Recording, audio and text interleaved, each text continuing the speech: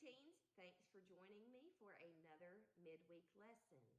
I do want to say that soon and very soon we are going to be back together on campus for our small groups. I'm sad because we no longer will have our now seventh graders. They are going to be moving up the hill with Shannon. However, we do have a new class of fourth graders that will be joining us upstairs in the preteen area, and I'm so excited about that. I want to encourage you guys to help bring them in, make them feel comfortable, show them the ropes, and let's show them how much fun we can have in our preteen department while we learn about the Word of God. As I was studying our lesson for this week, it made me think of a story from when I was younger. I was probably 8 or 9 years old. My sister is a year older than me, so at this time she was 9 or 10. Now, we went to a church in North Little Rock called Calvary Baptist Church for our entire lives until I became a teenager and we moved to a new town. So we were very comfortable in our church building. We knew every little nook and cranny, every secret room, every closet. We had been all over every inch of that church building. It was our second home. And on this one particular Sunday, we had what you guys may not know is called a potluck.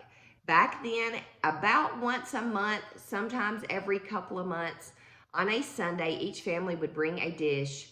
And once church service was over, we would all gather in the fellowship hall and eat lunch together as a church family. It was so much fun.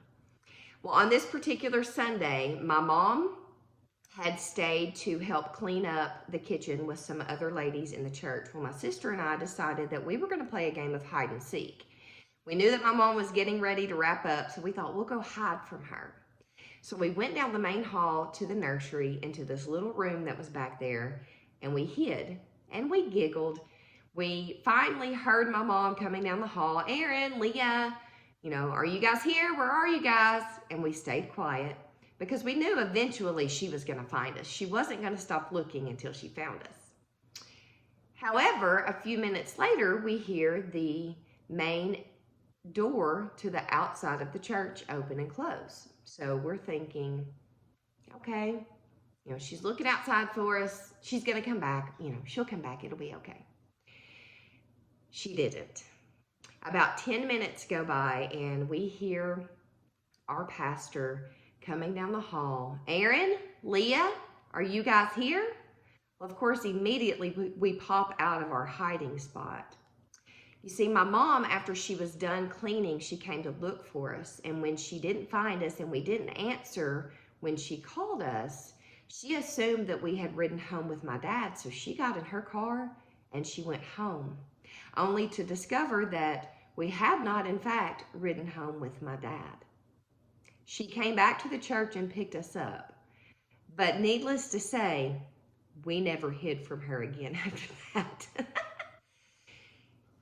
So our story this week is about the childhood of Jesus. Now, the Bible doesn't give us a whole ton of information about Jesus' childhood. We know about his birth. We know that the wise men came to see him after he was born.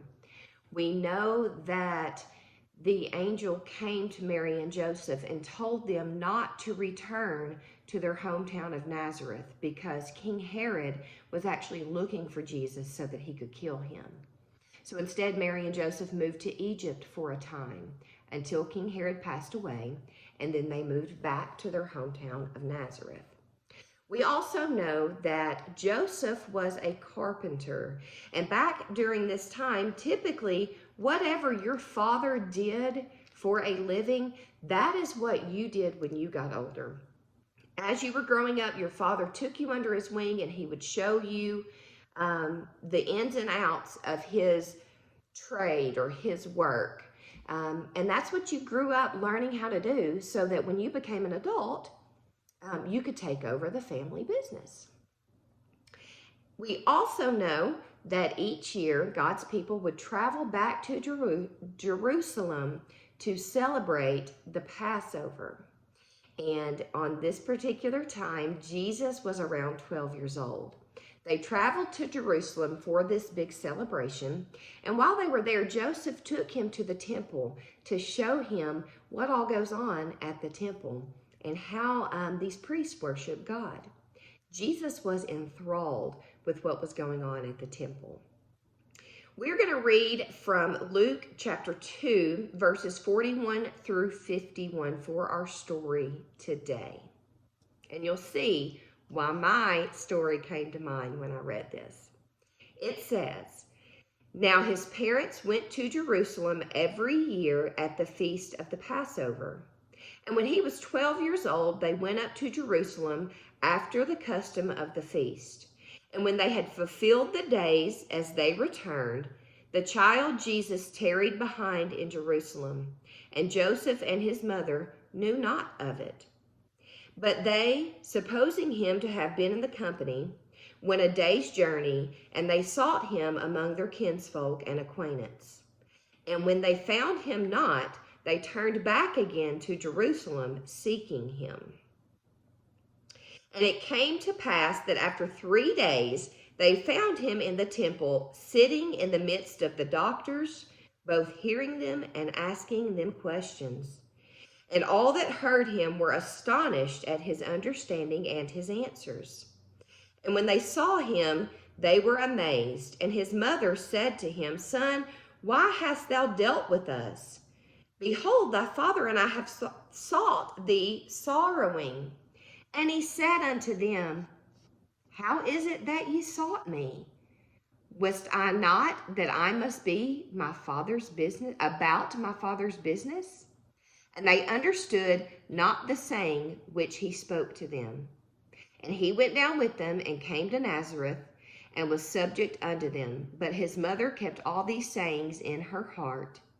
And Jesus increased in wisdom and stature and in favor with God and man." So Jesus was 12 years old. The festival is done. Joseph and Mary and all of their family and friends that have traveled with them, it's like this huge caravan of people. They all load up and they start heading back to Nazareth. It took a full day before Joseph and Mary realized that Jesus was not with them. Now, it took my mom about 10 minutes, because we lived very close to the church, to realize that we were not with her.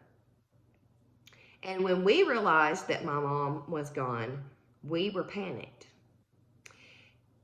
Joseph and Mary, it took them a full day to realize Jesus was gone. They had to travel a full day back to Jerusalem. And then it took them another day to find him at the temple. So 3 days that Jesus was without his parents, and he wasn't fazed a bit.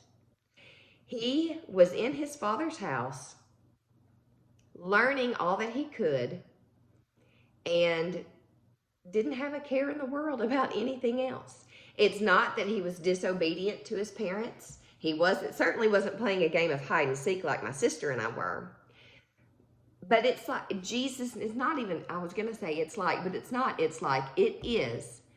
Because Jesus knew what he was to fulfill here on this earth. Even at 12 years old, he had understanding of what the priests were saying that blew the minds of the people around him. People that were supposed to be way more knowledgeable. People who taught the other people about Jesus, about God and his power.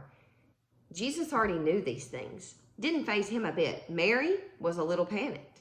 And Mary probably was not happy with Jesus. But Jesus said, where else would you expect me to be besides my Father's house? And it says that Mary kept all of these things that he said in her heart. And that Jesus increased in wisdom and stature and in favor with God and man. Jesus was a 12-year-old boy. Jesus, at this point, was not a grown man. Jesus was a child who understood what his purpose on this earth was. Jesus was a child who understood that he was here to take in as much knowledge as he could, and that he was supposed to use the wisdom that God put in him to spread God's message throughout the world. You're a preteen. You probably don't want me calling you a child, but we are at the ages, you guys are at the ages where Jesus was during this time. Jesus knew his purpose.